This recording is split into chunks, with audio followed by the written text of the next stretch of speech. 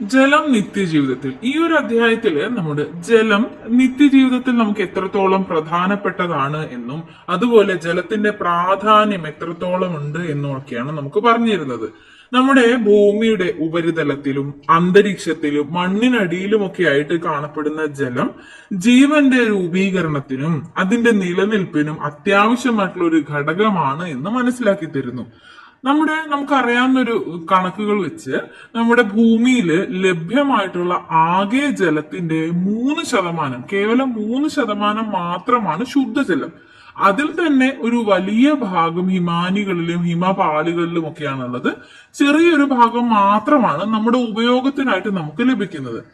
അപ്പോ ഈ ഒരു സാഹചര്യത്തിൽ വളരെ ചെറിയ അളവിൽ മാത്രം നമുക്ക് ശുദ്ധജലം ലഭിക്കുന്ന ഒരു സാഹചര്യത്തിൽ ജനസംഖ്യാ വർധനവിനനുസൃതമായിക്കൊണ്ട് ജലത്തിന്റെ ഉപഭോഗവും മലിനീകരണവും ഒക്കെ കൂടി വരുന്ന ഒരു സാഹചര്യമാണ് ഇപ്പോൾ ഉള്ളത്. ഈ ഒരു സാഹചര്യത്തിൽ ശുദ്ധജലത്തിന്റെ അമൂല്യമായിട്ടുള്ള ഒരു ജലസമ്പത്താണ് ശുദ്ധജലം എന്നുള്ളത് നമുക്കറിയാം. അപ്പോ ഈ ഒരു അമൂല്യ ജലസമ്പത്തിനെ സംരക്ഷിക്കേണ്ടതിന്റെയും ഈ ഒരു ശുദ്ധജലത്തിന്റെ നീതിപൂർവകമായ ഉപയോഗത്തെ കുറിച്ചുമൊക്കെ നമ്മളിൽ ഒരു ധാരണ ഉണ്ടാക്കുക എന്ന ലക്ഷ്യത്തോടെയാണ് ഈ ഒരു അധ്യായം തയ്യാറാക്കിയിട്ടുള്ളത്. അപ്പൊ ആദ്യം ഇവിടെ ഒരു കോൺവെർസേഷൻ പോലെ നദിയും ഈ കുട്ടിയും തമ്മിൽ സംസാരിക്കുകയാണ്. ഇത്ര വേഗത്തിൽ നീ എങ്ങോട്ടൊക്കെയാണ് പോകുന്നത് എന്ന് കുട്ടി ചോദിക്കുന്നു. അപ്പോ ഞാൻ ഒഴുകി എത്തിയില്ലെങ്കിൽ ആളുകൾ വെള്ളം കിട്ടാതെ കഷ്ടപ്പെടുമെന്ന് പറയുന്നുണ്ട്. ഈ ഒരു പുഴയിലെ വെള്ളം നമ്മൾ നേരിട്ട് ഉപയോഗിക്കുന്നുണ്ടോ? ഇല്ല. പുഴവെള്ളം നേരിട്ട് കുടിക്കാനും മറ്റ് വീട്ടാവശ്യങ്ങൾക്ക് ഒന്നും തന്നെ ഉപയോഗിക്കാൻ സാധിക്കില്ല. അത് ശുദ്ധീകരിക്കണം. അപ്പൊ ശുദ്ധീകരിക്കുന്നതിന് വേണ്ടി പുഴവെള്ളത്തിന്റെ ശുദ്ധീകരണ ഘട്ടങ്ങളാണ് ഇവിടെ നൽകിയിട്ടുള്ളത്. വലിയ മാലിന്യങ്ങളൊക്കെ ആദ്യം അരിച്ചു മാറ്റപ്പെടുന്നുണ്ട്. പിന്നീട് മാലിന്യങ്ങൾ അടിയാനായി അനുവദിക്കുന്ന സാഹചര്യമാണ്. അതിനുശേഷം പല തട്ടുകളുള്ള അരിപ്പകൾ കൊണ്ട് അരിച്ചു മാറ്റുകയാണ് ചെയ്യുന്നത്. പിന്നീട് ആ ജലത്തിനെ രോഗാണുക്കളെ നശിപ്പിക്കുന്നതിനായി കടത്തിവിടുകയും ശുദ്ധജലത്തിന്റെ വിതരണ ഘട്ടം എന്നോണം അത് ടാങ്കിൽ സംഭരിക്കുകയും അതിനുശേഷം മാത്രമാണ് വീടുകളിലേക്ക് എത്തിക്കുകയും ചെയ്യുന്നത്. ഇങ്ങനെ ശുദ്ധീകരിച്ച ശേഷം മാത്രമാണ് ഈ വെള്ളമൊക്കെ ഉപയോഗയോഗ്യമാക്കി മാറുന്നത്. അപ്പൊ നേരിട്ട് ഉപയോഗിക്കാൻ കഴിയില്ല എന്നുള്ളത് നമുക്കറിയാം. ഇത്രയധികം പ്രോസസ്സിലൂടെ കടന്നുകൊണ്ടാണ് വീടുകളിലേക്ക് ജലം എത്തിക്കുന്നത്. അപ്പൊ പുഴയിൽ നിന്ന് മാത്രമല്ല, പുഴയിലെ വെള്ളം ശുദ്ധീകരിച്ച് വീടുകളിൽ എത്തിക്കുന്നു. പുഴയിൽ നിന്ന് മാത്രമല്ലാതെ നമ്മുടെ വീടുകളിലേക്ക് ജലം എത്തുന്ന മറ്റു സ്രോതസ്സുകളാണ് കിണർ, കുഴൽ കിണർ, മഴവെള്ളം, അരുവി, കനാലുകൾ, കുളം തുടങ്ങിയവയൊക്കെ. അങ്ങനെ നമ്മുടെ നിത്യജീവിതത്തിൽ ജലം വളരെയധികം പ്രാധാന്യം അർഹിക്കുന്നു. നമ്മുടെ നിത്യജീവിതത്തിൽ ജലത്തിന്റെ ഏകദേശ ഉപയോഗം എത്രയാണ് വരുന്നത് എന്നുള്ളതിന്റെ കണക്കാണ് ഇവിടെ നൽകിയിട്ടുള്ളത്. നമുക്ക് കുടിക്കുന്നതിനായിട്ട് ഏകദേശം 2.5 മുതൽ 3.5 ലിറ്റർ വരെ ആവശ്യമായിട്ട് വരുന്നുണ്ട്. ഭക്ഷണം പാകം ചെയ്യാൻ 3 മുതൽ 4 ലിറ്റർ ആവശ്യമാണ്. പാത്രം കഴുകുന്നതിനായിട്ട് 6 മുതൽ 8 ലിറ്റർ ആവശ്യമാണ്. കുളിക്കാനും വസ്ത്രങ്ങൾ കഴുകാനും ഒക്കെയായി 30 ലിറ്ററോളം വെള്ളം ആവശ്യമാണ്. ശുചീകരണത്തിന് 50 ലിറ്റർ, കൂടാതെ മറ്റാവശ്യങ്ങൾക്കായിട്ട് 30ഓളം ലിറ്റർ ആവശ്യമാണ്. ഇങ്ങനെ പ്രതിദിന അളവ് കണക്കാക്കി എടുക്കുമ്പോൾ ഏകദേശം 121.5 മുതൽ 125.5 ലിറ്റർ വരെ ജലം ഏകദേശം പ്രതിദിന ഉപയോഗത്തിൽ നമുക്ക് വരുന്നുണ്ട്. ഇവിടെ ഈ ഒരു കണക്കുകൾ പരിശോധിക്കുമ്പോൾ നമുക്കറിയാം എത്രമാത്രം ജലം ഒരു ദിവസം ഏകദേശം ഒരാൾക്ക് 120 മുതൽ 125 ലിറ്റർ വരെ വെള്ളം വിവിധ ആവശ്യങ്ങൾക്കായിട്ട് വേണ്ടിവരും. കുടിക്കാനും പാചകം ചെയ്യാനും പാത്രം കഴുകാനും കുളിക്കാനും മറ്റാവശ്യങ്ങൾക്കൊക്കെ ആയിട്ട്. അപ്പൊ ഇവിടെ ഈ ഒരു ആവശ്യങ്ങൾ ഒരു പരിധി വരെ നമുക്ക് കുറയ്ക്കാനായി സാധിക്കും. എന്നാൽ കുടിക്കുന്ന വെള്ളം നമുക്ക് കുറയ്ക്കാനായി സാധിക്കുമോ? ഇല്ല. അത് മാത്രമല്ല, ശുദ്ധജലത്തിന്റെ ലഭ്യത ഇപ്പോൾ കുറഞ്ഞു വരികയാണ്. ജനസംഖ്യ വർധനവ്, ജലമലിനീകരണം ഒക്കെ കാരണമായിട്ട് ശുദ്ധജലത്തിന്റെ അളവ് കുറഞ്ഞു വരുന്ന സാഹചര്യത്തിൽ നമുക്ക് അവയുടെ ആ ഒരു ഉപയോഗം, ഇപ്പൊ ഓരോ ദിവസവും എത്രമാത്രം വെള്ളം ആവശ്യമുണ്ട് എന്നുള്ളത് നമ്മളിവിടെ കണ്ടു. ചില ഉപയോഗങ്ങളൊക്കെ നമുക്ക് നിയന്ത്രിക്കാനാകും, എന്നാൽ വെള്ളം കുടിക്കാതെ നമുക്ക് ജീവിക്കാനാവില്ല. അപ്പോ ഈ ഒരു ആവശ്യം കൂടുകയും എന്നാൽ ലഭ്യത കുറയുകയും ചെയ്യുന്ന സാഹചര്യമാണ് ഇപ്പോൾ നിലവിലുള്ളത്. ജനസംഖ്യാ വർധനവും ജലമലിനീകരണത്തിന്റെ തോതിലുള്ള വർധനവും കാരണം ശുദ്ധജല ലഭ്യത നമുക്ക് കുറഞ്ഞു വരികയാണ്. ലോകത്തെ 200 കോടിയോളം മനുഷ്യർക്ക് ആവശ്യത്തിന് ശുദ്ധജലം കിട്ടുന്നില്ല എന്നാണ് കണക്കുകൾ സൂചിപ്പിക്കുന്നത്. ഈ സ്ഥിതി ഇനിയും തുടർന്നാൽ വരും വർഷങ്ങളിൽ ജലക്ഷാമം കൂടുതൽ രൂക്ഷമാകുമെന്നാണ് കരുതപ്പെടുന്നത്. ജലമലിനീകരണം മൂലമുള്ള രോഗങ്ങൾ കൊണ്ട് ലോകത്തിൽ പ്രതിവർഷം ദശലക്ഷക്കണക്കിന് ആളുകൾ മരിക്കുന്നുണ്ട് എന്നും കണക്കുകൾ പറയുന്നുണ്ട്. നമ്മുടെ മനുഷ്യ ശരീരത്തിന്റെ പ്രധാനപ്പെട്ട ഘടകമാണ് ജലം എന്ന് പറയുന്നത്. എല്ലാ ശരീര പ്രവർത്തനങ്ങൾക്കും ജലം ആവശ്യമാണ്. ഇവിടെ നൽകിയിരിക്കുന്നത് പോലെ തലച്ചോറിന് 73% ജലം ആവശ്യമാണ്, രക്തം 94%, വൃക്കകൾ 79%, പേശികൾ 75%, ഹൃദയത്തിന് 75%, ശ്വാസകോശങ്ങൾ 83%, അസ്ഥികൾ 31%. ഇങ്ങനെ ശരീരത്തിന്റെ വിവിധ ഭാഗങ്ങൾക്കായിട്ട് ഇത്രയധികം ജലം നമുക്ക് ശരീര പ്രവർത്തനങ്ങൾക്ക് ആവശ്യമാണ്. ഇങ്ങനെ ജലം നമ്മുടെ മനുഷ്യ ശരീരത്തിൽ വരുമ്പോൾ നമ്മുടെ ശരീരത്തിലെ മാലിന്യങ്ങൾ പുറന്തള്ളുന്നതിന് സഹായകമാണ്, സന്ധികളിൽ ഘർഷണം കുറയ്ക്കുന്നതിന് സഹായകമാണ്, ഇന്ദ്രിയങ്ങളെ ഈർപ്പമുള്ളതാക്കി സംരക്ഷിക്കുന്നതിന് ജലം സഹായകമാണ്, പോഷക ഘടകങ്ങളെ കോശത്തിലേക്ക് എത്തിക്കുന്നതിന് നമുക്ക് ജലം ആവശ്യമാണ്. ഇതെല്ലാം കൂടാതെ ശരീര താപം നിയന്ത്രിക്കുന്നതിനും നമുക്ക് ജലം ആവശ്യമാണ്. മനുഷ്യ ശരീരത്തിലെ ഒരു പ്രധാന ഘടകമാണ് ജലം. എല്ലാ ശാരീരിക പ്രവർത്തനങ്ങൾക്കും ജലം ആവശ്യമാണ്. മനുഷ്യനിൽ ജലം എത്രത്തോളം പ്രധാനപ്പെട്ടതാണ് എന്ന് നമുക്കറിയാം. മനുഷ്യന് മാത്രമാണോ ജലം ആവശ്യം? സസ്യങ്ങൾക്കും പക്ഷിമൃഗാദികൾക്കും എല്ലാം ജലം ആവശ്യമാണ്. അപ്പൊ ജലം സസ്യങ്ങളിൽ എങ്ങനെയാണ്, എന്തെല്ലാം ധർമ്മമാണ് നിർവഹിക്കുന്നത് എന്ന് നോക്കാം. ജലം പ്രകാശ സംശ്ലേഷണത്തിന് ആവശ്യമാണ്. സസ്യത്തിന്റെ ഘടന നിലനിർത്തുന്നതിന് ജലം ആവശ്യമാണ്. സസ്യങ്ങൾ ആഗിരണം ചെയ്തിട്ടുള്ള ലവണങ്ങൾ ഇലകളിൽ എത്തിക്കുന്നതിന് ജലം ആവശ്യമാണ്. ആഹാരത്തെ ഇലകളിൽ നിന്നും മറ്റ് സസ്യഭാഗങ്ങളിലേക്ക് എത്തിക്കുന്നതിനും ജലം ആവശ്യമാണ്. ഇങ്ങനെ എല്ലാ ജീവികൾക്കും ജീവൽ പ്രവർത്തനങ്ങൾക്കും ജലം ആവശ്യമാണ്. ഇനി ജലത്തിന്റെ സവിശേഷതകൾ. ജലത്തിന് കൃത്യമായിട്ടുള്ള നിറമോ മണമോ ഇല്ല. പക്ഷേ എന്നാൽ ശുദ്ധജലമായിരിക്കുമെന്ന് പറയാൻ പറ്റുമോ? അതും ഇല്ല കേട്ടോ. അപ്പൊ അതിനായിട്ട് ചില പരിശോധനകൾ ആവശ്യമാണ്. മണമില്ല, നിറമില്ല എന്നതുകൊണ്ട് അത് ശുദ്ധജലമാകണമെന്നില്ല. ജലം ശുദ്ധജലമാണോ എന്ന് തിരിച്ചറിയുന്നതിനായിട്ട് ഗുണനിലവാര പരിശോധനാ ലാബുകളിൽ പരിശോധിച്ച് തന്നെ അറിയണം. ജലത്തിന് ഇനി ആകൃതി ഉണ്ടോ? ജലത്തിന്റെ ആകൃതി എന്താണ്? ജലത്തിന് ഒരു നിശ്ചിത ആകൃതി ഇല്ല. അത് ഉൾക്കൊള്ളുന്ന പാത്രത്തിന്റെ ആകൃതിയാണ് ജലത്തിന്റെ ആകൃതി. ഇനി ചില വസ്തുക്കൾ, അവ ജലത്തിൽ മുങ്ങിക്കിടക്കുന്നവയുണ്ട്, അതുപോലെ മുങ്ങാത്തവയുമുണ്ട്. ചില വസ്തുക്കൾ ജലത്തിൽ പൊങ്ങിക്കിടക്കും. അതായത് ഉദാഹരണത്തിന് ഇപ്പൊ ബലൂൺ, തടിക്കഷ്ണം, കർപ്പൂരം, പ്ലാസ്റ്റിക്, ഇല, മെഴുക്, ഐസ് പോലെയുള്ളവയൊക്കെ ജലത്തിൽ പൊങ്ങിക്കിടക്കും. എന്നാൽ ചില വസ്തുക്കൾ, ഇപ്പൊ കല്ല്, നാണയം, ഇരുമ്പ് കഷ്ണം പോലെയുള്ളവയൊക്കെ എന്താണ്, ജലത്തിൽ മുങ്ങിപ്പോവുകയാണ് ചെയ്യുന്നത്. ഇങ്ങനെ ജലത്തിൽ ചില വസ്തുക്കൾ പൊങ്ങിക്കിടക്കുന്നുണ്ട്. ഇങ്ങനെ വെള്ളത്തിൽ പൊങ്ങിക്കിടക്കാനുള്ള ഈ വസ്തുക്കളുടെ കഴിവ് ഉപയോഗിച്ചുകൊണ്ട് വിവിധ സന്ദർഭങ്ങൾ നമ്മുടെ നിത്യജീവിതത്തിൽ അല്ലെങ്കിൽ നമ്മുടെ ജീവിതത്തിൽ ഉണ്ടായിട്ടുണ്ട്. അപ്പൊ അതിനുള്ള ഉദാഹരണങ്ങളാണ് ഇവിടെ പറയുന്നത്. ചങ്ങാടയാത്ര അതിനൊരു പ്രധാനപ്പെട്ട ഉദാഹരണമാണ്. അതുപോലെ ലൈഫ് ജാക്കറ്റിന്റെ ഉപയോഗം, ഫ്ലോട്ടിംഗ് ബ്രിഡ്ജ്, പിന്നെ അതുപോലെ നമുക്ക് പറയാം തടിയൊക്കെ ജലത്തിലൂടെ ഒഴുകിക്കൊണ്ടു പോകാറുണ്ട്. അപ്പൊ ഇവയൊക്കെ ഇത്തരത്തിൽ ഉപയോഗപ്പെടുത്തുന്ന ഈ വസ്തുക്കളുടെ കഴിവ് ഉപയോഗപ്പെടുത്തിക്കൊണ്ടുള്ള സന്ദർഭങ്ങളാണ്. ജലത്തിന്റെ ചില സവിശേഷതകളാണ് നമ്മളിവിടെ പറഞ്ഞു വന്നത്. അതിൽ നമ്മൾ പറഞ്ഞു ജലത്തിൽ മുങ്ങിക്കിടക്കുന്ന വസ്തുക്കളുണ്ട്, മുങ്ങിക്കിടക്കാത്ത വസ്തുക്കളുണ്ട്. അതുപോലെ തന്നെയാണ് ജലത്തിൽ ലയിക്കുന്ന വസ്തുക്കളുമുണ്ട്, ലയിക്കാത്ത വസ്തുക്കളുമുണ്ട്. എല്ലാ വസ്തുക്കളും ഇപ്പൊ എന്താണ്, ജലത്തിൽ ലയിക്കില്ല. അപ്പൊ ഇവിടെ ചില വസ്തുക്കളുടെ പേര് തന്നിട്ടുണ്ട്. ഇവയിൽ ജലത്തിൽ ലയിക്കുന്നവ ഏത്, ലയിക്കാത്തവ ഏത് എന്ന് ചോദിച്ചിട്ടുണ്ട്. പഞ്ചസാര, ഉപ്പ്, വിനാഗിരി, അപ്പക്കാരം, സോപ്പ് പൊടി എന്നിവയെല്ലാം തന്നെ ജലത്തിൽ ലയിക്കുന്നവയാണ്. എന്നാൽ മണ്ണെണ്ണ, വെളിച്ചെണ്ണ, മെഴുക്, കർപ്പൂരം ഇവയൊന്നും തന്നെ ജലത്തിൽ ലയിക്കില്ല. ഇവയെല്ലാം ഇൻസോലുബിൾ ആണ്. പിന്നീട് തുരിശ്, കോപ്പർ സൾഫേറ്റ് എന്ന ഈ തുരിശ്, പൊട്ടാസ്യം പെർമാംഗനേറ്റ്, ആൽക്കഹോൾ ഇവയെല്ലാം എന്താണ്, ജലത്തിൽ ലയിക്കുന്നവയാണ്.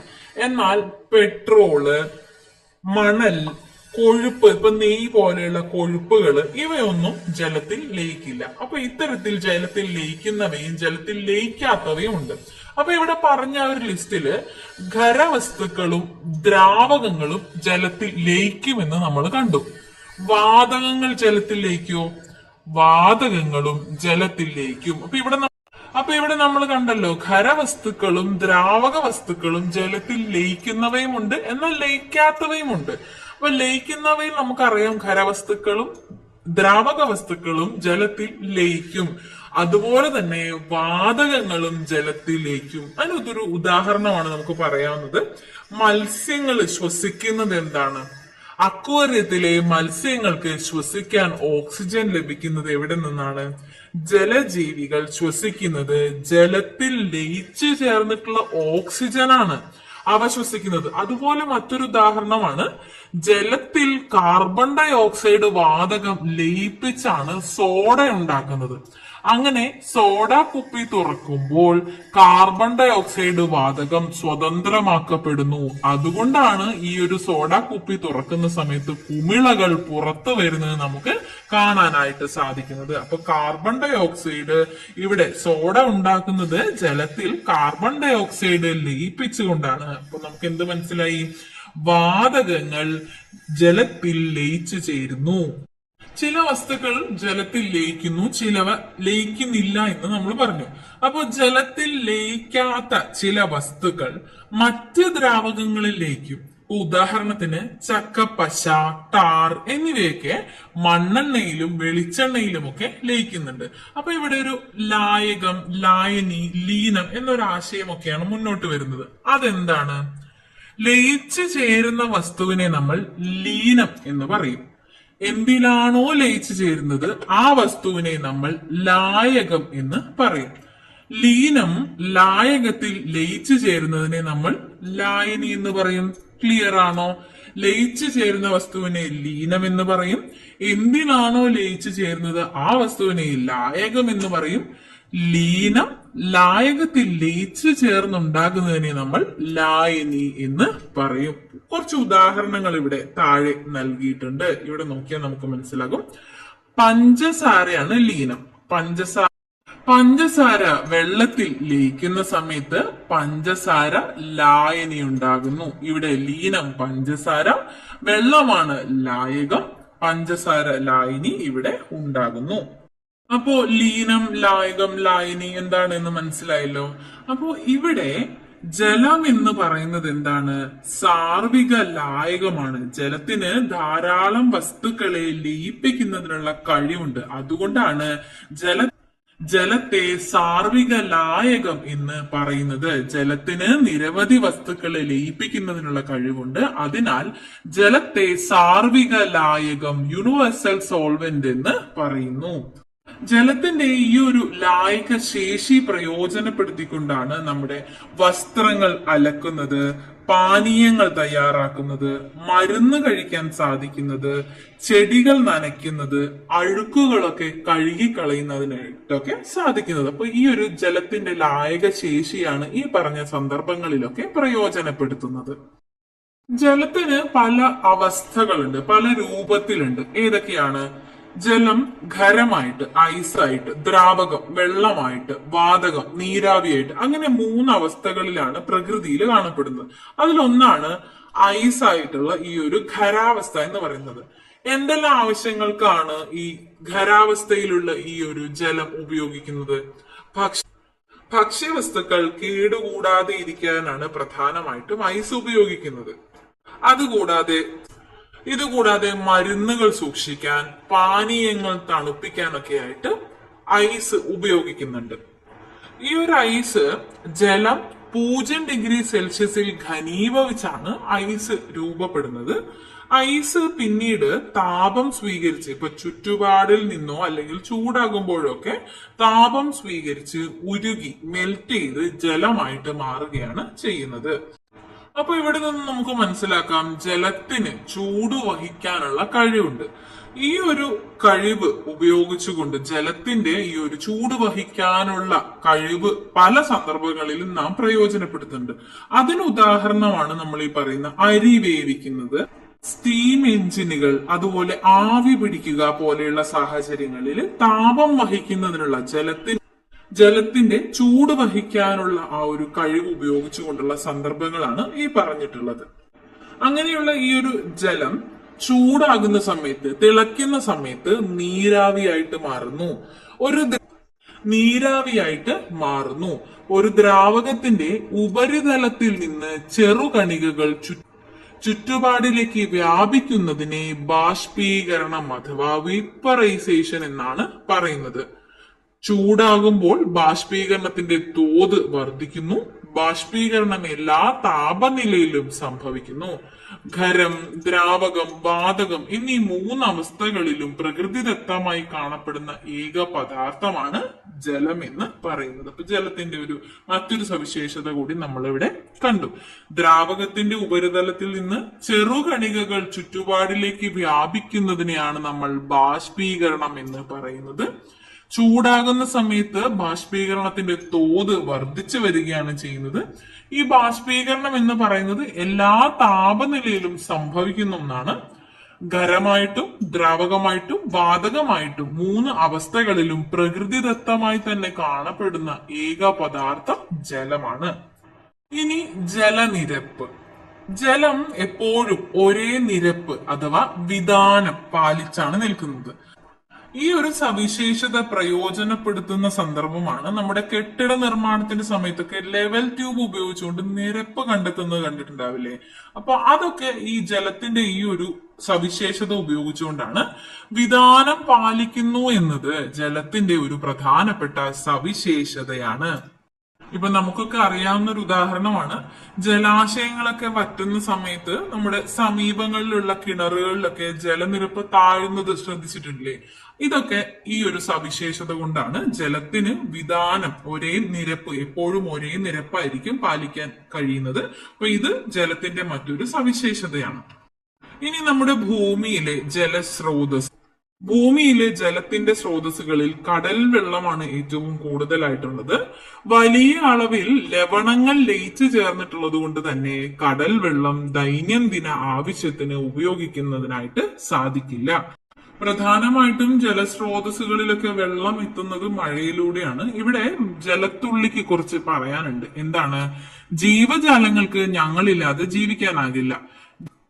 ജലാശയങ്ങൾ ചൂടുപിടിക്കുമ്പോൾ ഞങ്ങൾ അന്തരീക്ഷത്തിലേക്ക് ഉയരുന്നു, പിന്നീട് തണുത്ത് മഴമേഘങ്ങളായി മാറുന്നു. ഇവിടെ വെച്ച് ചെറുകണികകളായ ഞങ്ങൾ ഒന്നിച്ചു ചേർന്ന് മഴത്തുള്ളിയായി ഭൂമിയിലേക്ക് പതിക്കുന്നു. അങ്ങനെ ജലസ്രോതസ്സുകളുടെ ഭാഗമായി മാറുന്നു. നമ്മുടെ ഭൂമിയിൽ ലഭ്യമായിട്ടുള്ള ശുദ്ധജലം ജീവജാലങ്ങൾക്ക് ആവശ്യമാണ്. എന്നാൽ മനുഷ്യന്റെ ചില ഇടപെടലുകൾ ജലമലിനീകരണത്തിന് കാരണമാകുന്നുണ്ട്.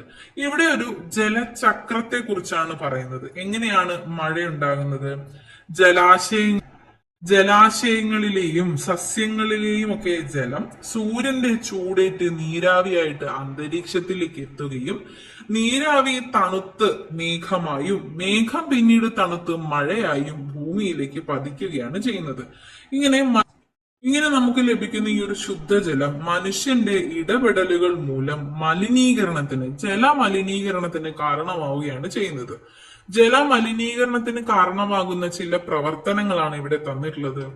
പുഴയിൽ വാഹനങ്ങൾ കഴുകുന്നത്, കന്നുകാലികളെ കുളിപ്പിക്കുന്നത്, പ്ലാസ്റ്റിക് മാലിന്യങ്ങൾ വലിച്ചെറിയുന്നത്, മത്സ്യമാംസ വിപണികളിൽ നിന്നുള്ള മാലിന്യങ്ങൾ വലിച്ചെറിയുന്നത്, ഫാക്ടറികളിൽ നിന്നുള്ള മാലിന്യജലം പുറന്തള്ളുന്നത്, മലിനജലം ഒഴുക്കിവിടുന്നത്, ഇത്തരത്തിൽ മനുഷ്യന്റെ അശാസ്ത്രീയമായ ചില പ്രവർത്തനങ്ങൾ വഴി ജലം മലിനമാക്കപ്പെടുകയാണ് ചെയ്യുന്നത്. ഇത്തരത്തിൽ മലിനമാക്കപ്പെടുന്ന ഈ ഒരു സാഹചര്യത്തിൽ ശുദ്ധജലം അമൂല്യമാണ് എന്നുള്ള തിരിച്ചറിവ് നമുക്കുണ്ട്. പരിഹാര മാർഗങ്ങൾ കണ്ടെത്തേണ്ടതാണ്. അവ പ്രയോജനപ്പെടുത്തിക്കൊണ്ട് ശുദ്ധജലം നമ്മൾ സംരക്ഷിക്കേണ്ടതാണ്. അപ്പൊ അവ പാലിച്ചുകൊണ്ട് നമ്മുടെ ശുദ്ധജലത്തെ നാം പരിപാലിക്കേണ്ടതുണ്ട്. ഇപ്പൊ പ്ലാസ്റ്റിക് മാലിന്യങ്ങൾ ജലാശയത്തിൽ വലിച്ചെറിയാതിരിക്കുക, വീടിൽ നിന്നും ഫാക്ടറികളിൽ നിന്നുമൊക്കെ മലിനജലം ജലസ്രോതസ്സുകളിലേക്ക് തുറന്നു വിടാതിരിക്കുക, ഇത്തരത്തിൽ പല പ്രവർത്തനങ്ങൾ നമ്മൾ ശ്രദ്ധിച്ചുകൊണ്ട് ശുദ്ധജലം സംരക്ഷിക്കുന്നതിനായിട്ട് പരിഹാര മാർഗങ്ങൾ കണ്ടെത്തേണ്ടതാണ്. ഇനി നമ്മുടെ നാട്ടിൽ മഴ ധാരാളം ലഭിക്കുന്നുണ്ട്. എന്നാൽ ഈ ഒരു സാഹചര്യത്തിലും വേനൽക്കാലത്ത് പല പ്രദേശങ്ങളും വരൾച്ച അനുഭവിക്കുന്നുണ്ട്. മഴവെള്ളം സംഭരിച്ചു വെക്കുകയാണെങ്കിൽ വേനൽക്കാലത്തും ഈ ജലലഭ്യത നമുക്ക് ഉറപ്പുവരുത്തുന്നതിനായിട്ട് സാധിക്കും. അങ്ങനെ മഴവെള്ളം സംഭരിക്കുന്നതിനുള്ള ചില മാർഗങ്ങൾ എന്തൊക്കെയാണ്? ഇവിടെ തന്നിട്ടുള്ളത് പോലെ നമുക്ക് മഴവെള്ള സംഭരണി, തടയണ, കയ്യാല, കിണർ റീചാർജിങ് പോലെയുള്ള ഇത്തരത്തിലുള്ള ജലസംഭരണികൾ ഉപയോഗിച്ചുകൊണ്ട്, സംരക്ഷണ മാർഗങ്ങൾ ഉപയോഗിച്ചുകൊണ്ട് ശുദ്ധജലം നമുക്ക് സംരക്ഷിക്കാനാകും.